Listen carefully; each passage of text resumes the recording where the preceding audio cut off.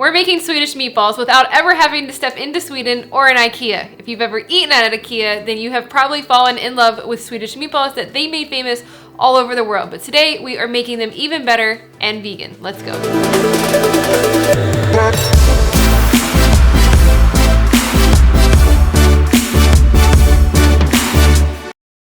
So, fun fact, Sweden actually confirmed a few years ago that what we know as Swedish meatballs is actually a Turkish recipe passed down since the 18th century. So, history lesson aside, we are going to start this recipe by combining water and flax to make our flax egg. So this is gonna be our binder, so we're gonna stir that together and then set it aside. So we're gonna grab a large bowl, and the first thing we're gonna do is put in a ground meat. You wanna use something that looks like ground meat and not like a frozen crumble, because those can't soak up the ingredients and form patties or meatballs in this case. Some panko breadcrumbs. Most breadcrumbs have dairy, but panko does not, so it's an easy swap. Onions, we're using sweet onions. You wanna chop these really fine so that you don't have any big chunks in your meatballs. And then a bunch of spices. We're adding fresh parsley, brown sugar, garlic powder, allspice, nutmeg, black pepper, and salt. Add in the flax egg that we made earlier, and then you're gonna stir everything together really, really well. If you prefer, you can totally get your hands in here and do that. This isn't raw meat, so you don't have to have that risk of salmonella like you did before using, beef.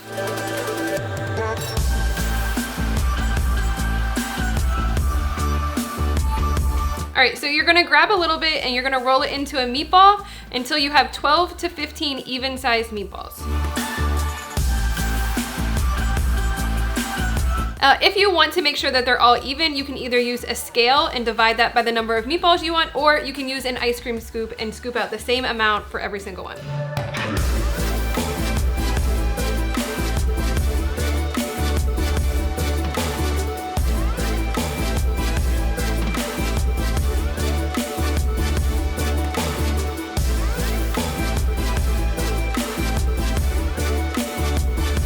Depending on what you're using them for will depend on the size that you make them. If you are just having dinner with your family and you like bigger meatballs, then go with a bigger size.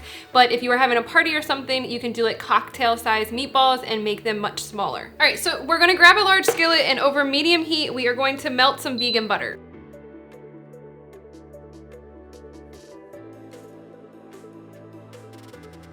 So once your butter is melted, you are going to add in your vegan meatballs, and then you want to cook that for about 5 to 8 minutes until they have all browned on all of the sides.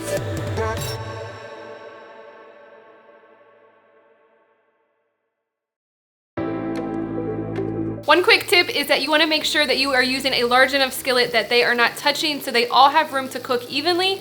Don't overcrowd these. If you have a small pan, then you need to do them in batches.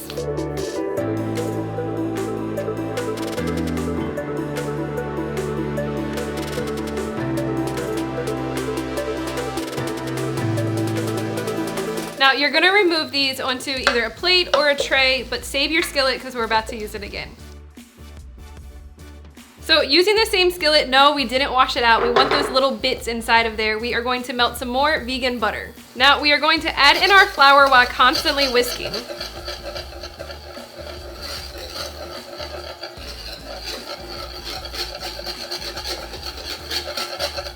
As soon as you have that combined, you are going to add in your stock.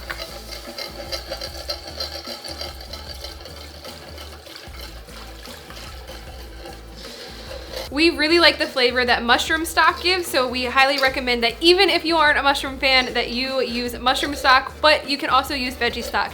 And if you've watched our channel, yes, even Andrew likes this with the mushroom stock. Next is canned coconut milk. Since we're vegan and heavy cream is hard to find, we're using this to help thicken our sauce. You can use a thicker non-dairy milk and reduce longer if you need. We're gonna add in some vegan steak sauce or vegan Worcestershire, and then follow that up with some vegan Dijon mustard. Give that a whisk together and then let it simmer for 3 to 5 minutes. And Dijon mustard is always vegan, just I am used to saying that, that's all. You can see that the sauce has thickened up a little bit, and it will thicken even more as it cools. You're gonna place your meatballs into your sauce and then let that cook for about 2 to 3 minutes just until everything is heated throughout. The last thing to do is serve it. We are going to be showing you with pasta here, but you could also do mashed potatoes or rice or whatever you would like to serve it with.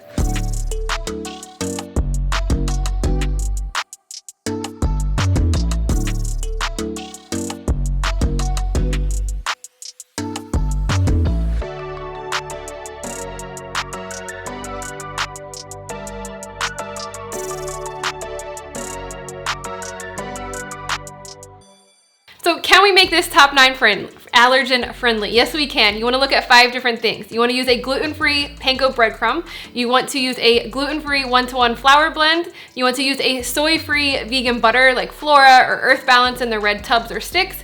You want to use any non-dairy milk, preferably one on the thicker side like an oat milk instead of the coconut milk. You may need to let it reduce a little bit longer. And then finally, you want to use a vegan ground meat that is safe for your allergens. You can prep these ahead of time. They last 5 to 7 days in the fridge, and then you can just reheat them when you are ready to use them. Make sure they are cooled completely before storing them in an airtight container in your refrigerator. You can also freeze these. You want to make sure that they are completely cooled again and then put them in either a freezer safe bag or a container and use them within 3 months of putting them into your freezer. We get asked a lot if you can make a recipe oil-free, and the answer is you could make this oil-free. There is about 6 tablespoons of vegan butter that we use inside of this recipe, but it will alter the taste and the texture of the dish, so we wouldn't really recommend doing it, but it is possible if that's how you eat your food. If you cannot find vegan ground meat where you live, or maybe you just prefer not to use it, you could swap that with TVP, which is textured vegetable protein, which is just a dehydrated soy. We will link that in the description box below.